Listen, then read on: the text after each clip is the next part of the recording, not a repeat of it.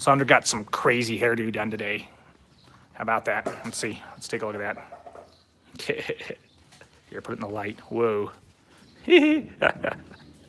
She's getting wild on me, guys. All right. So my thought for today, I picked up this Weber Kettle grill, and I love grilling with charcoal. So what's the best grill? I kind of wanted to talk about that today, because the best grill, I don't know if there's an answer to this, but the best grill is definitely not a propane grill. Okay, and so it's this charcoal grill that I got. I do like pellet grills, but in Mexico, pellets are very hard to find. So running a pellet grill is very hard. The Weber Kettle I've heard a lot about. I've always cooked with barrel grills, and I picked up this Weber Kettle grill, which by default is a nice grill.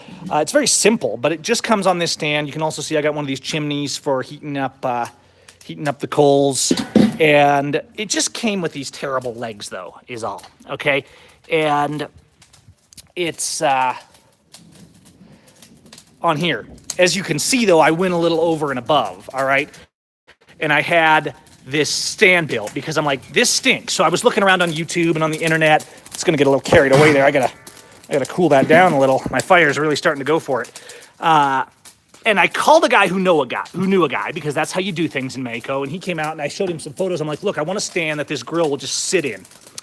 And this is what I got. It cost me about $100. And you can see that it just rests in here. And I have hangers, I have cast, good stuff on there.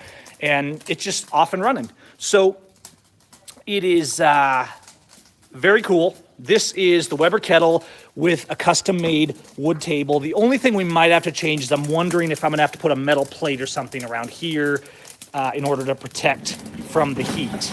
I'm not entirely sure about that, but we will see. Okay, so there it is. I'm just gonna show it to you. That is our kind of gadget of the week and how I set it up so it's actually a good workspace, because one of the downsides of the Weber Kettle, whereas barrel grills normally have a little shelf built in, although this is much better now, the Weber Kettle by default does not. And so this is what we came up with. Okay, so I'm gonna dump those coals out. In fact, see if I can touch this. It's very hot. I'm gonna need something to grab that with. So here, I'm gonna grab a towel, and we will take this. I'm still getting used to like the airflow. I'm used to a barrel grill. These look like good coals though. I mean, I definitely got some coals rocking there.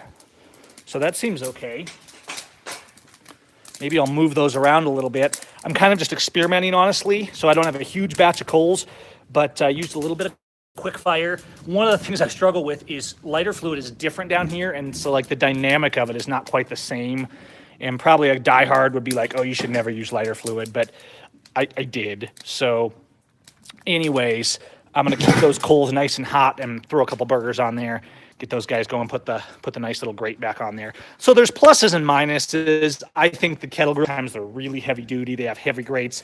And of course you can get into non-mainstream kettle grills, barrel grills that are super heavy duty and super serious. This is more of a casual grill, kind of a weekender. You're not going to be doing huge volume on this like you would with a big old barrel grill, but just for casual cooking, a lot of people do really like this. And this is how I set it up with this little stand. Mexico doing a little woodwork for me. So that is my featured thing of the week, because to fight for freedom and keep your head about you, you need food. And so that's one way to cook food. I think every man should know how to run not a propane grill. I mean a real grill, right? You should know how to run a real grill. That's a positive thing. Okay, guys. So as for Leon Valley, these police are terrorists. Blue ISIS should be treated as armed, dangerous terrorists, and they have no right to be sneaking around. They have no right to be running around stopping people in undercover cars. They have no right to be telling people they can't film or anything. And News Now, yeah, I saw some of this, but I haven't got context because there's all these scattered videos. And so if you guys got a link to like one video, one of the things, I love what you auditors are doing, but sometimes these videos are hours long. And so when something crazy happens, it doesn't always pop right up because it's buried in a long video. And I just need to kind of know where to go. Is there any videos on Facebook? Because those are more shareable. A video, I should rephrase that. They're not more shareable on YouTube. They're more shareable on Facebook and social media. And things that are happening now can go viral very quickly on social media. So if there's a 5-minute version of what happened of the police arresting all these people for filming, absolutely. Let's get one on somebody's Facebook page and get it out there so we can get it shared on that platform. Because bear in mind that YouTube videos are absolutely great on YouTube and terrible to share on Facebook because Facebook basically silences them. And so let's get the word out. Let's not let any of these blue ISIS terrorists, anybody that's a police officer in the USA should be ashamed of themselves. They're participating in terrorism and treason. Every single one of them refuses to honor their oath, and we're not going to let them have the narrative.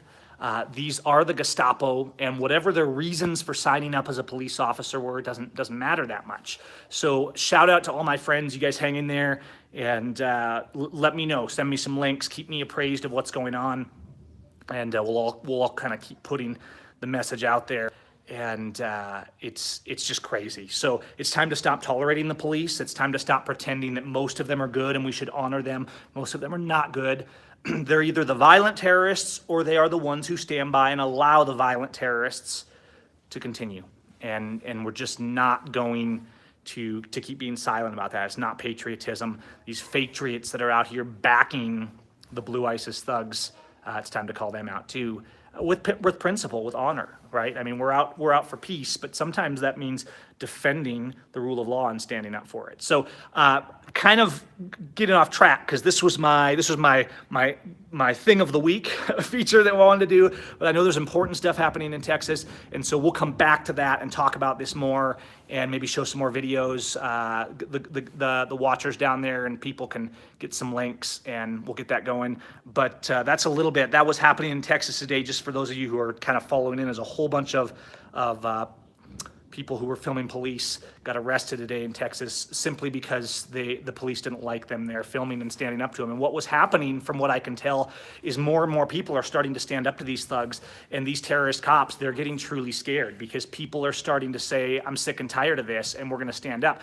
They weren't doing anything violent. They weren't breaking any laws. They were simply standing up and pointing cameras and saying, you guys are the criminals. You are blue ISIS. And that's what should be happening to every police officer. A police officer should not be able to walk through the grocery store or through the Walmart, without in uniform, that is, without being like, get out of here. We don't want terrorists in our store. If you want to come back to our store as a normal person, go ahead, but not in your magic terrorist uniform.